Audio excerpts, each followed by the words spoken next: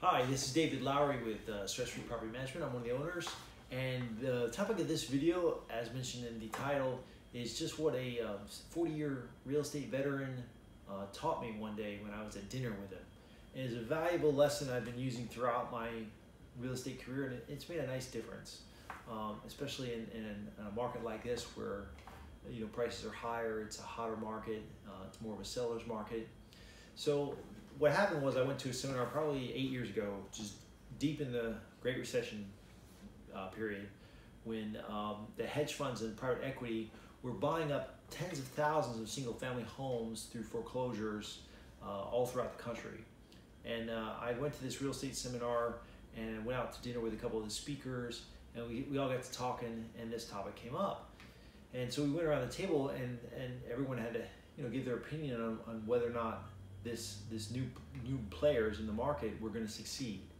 And the general consensus was they were going to fall flat on their ass because they're buying in markets they don't understand, they're not property managers, they're paying high prices, and how they can get out of the investment profitably. So we thought they were insane. We thought the property management was going to kick their butt, and we were 100% wrong.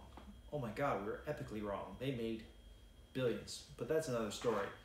But one of the speakers, actually disagreed. He says, I'm not sure how it's going to work out, but it reminds me of something that happened to me when I was younger. So, 30 years ago, I was, a real estate investor starting out, buying homes whenever I had extra cash, and I'd spent a whole bunch of time negotiating. The house was listed for $20,000, 30, maybe 40 years ago. Up in the Pensacola area, which is very rural, outside of Pensacola.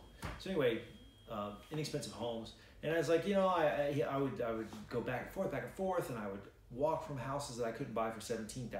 So I thought a good deal was $17,000. It was selling for $20,000, right? And so I passed up on all sorts of homes over the years because of that. Now fast forward to now, I'm an old guy. And those same homes that I bought back then for $17,000 are selling for $125,000, $150,000.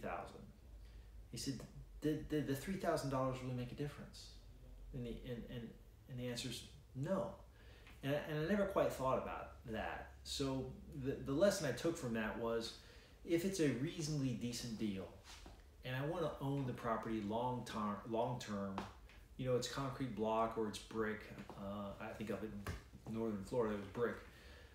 Decent area, it'll cash flow, I'll make a little bit of money after I pay all expenses, and I want to keep it for 20, 30 years.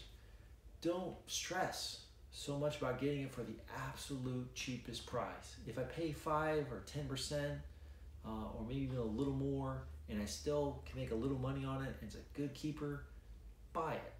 And that lesson has served me well. So obviously during recessions, I'm buying properties at really good deals. But when it's hot, sometimes you come across a deal where it's decent, it's not incredible, but it will meet that criteria. I'll make a little money after all expenses, and in 20, 30 years, I'm gonna look like a genius.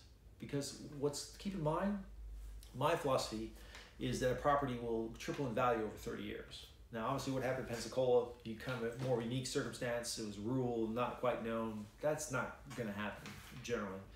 But if I buy something and 30 years later it's worth 3 times as much, and I put good debt on it, so I didn't buy a house for $100,000 and use $100,000 cash. Maybe I used $10,000 or $15,000 or $20,000, whatever, and I put good debt on it, and I made a little cash flow each month, got principal pay down, got appreciation, and 30 years later it's 3 times more. I made a lot of money.